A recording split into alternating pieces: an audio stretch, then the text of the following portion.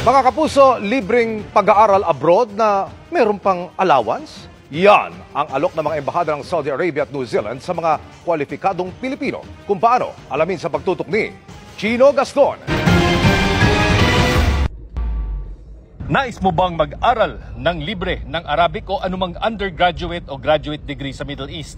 Yan ang alok ng Saudi Arabian Embassy sa 265 na mga qualified na Pilipinong estudyante sa kanilang Study in Saudi program. Bukas ang scholarship sa lahat, Kristiyano man o Muslim. Sasagutin ng Saudi government ang tuition sa mapipiling university sa Saudi Arabia, ang plane ticket papunta at pabalik, living expenses at meron pang stipend allowance. When they go to Saudi Arabia, they have everything free, and they can study for all their university.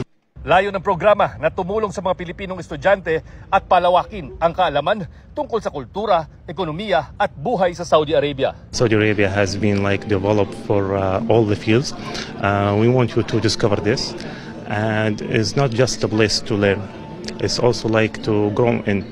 This is our message. Ayon sa mga alumni ng programa, magandang pagkakataon ito na dapat samantalahin ng mga Pilipino.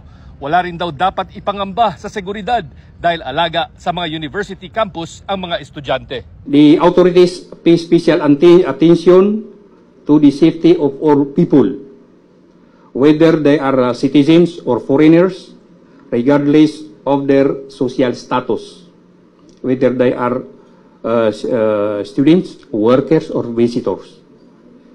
You do not feel any concern about your safety. Higit 800 Pilipinong estudyante ang kasulukuyang pinaaral ng Saudi government sa kanilang scholarship program. Sa mga interesado, mag-log on lang sa Study in Saudi website para sa karagdagang impormasyon. Kaparehong full scholarship din ang alok ng New Zealand Embassy sa ilalim ng New Zealand Manaaki Scholarship Program. Sa school year 2025-2026, 44 na scholarship grants ang ibibigay sa mga mapapalad na aplikante na pipiliin batay sa kanilang leadership potential, grado sa eskwelahan at kursong balak kunin sa New Zealand. Mag-log on lang sa website ng Manaaki Scholarship Programs para sa karagdagang impormasyon at para tingnan kung kayo'y kwalipikado. Para sa GMA Integrated News, Chino Gaston nakatutok, 24 oras.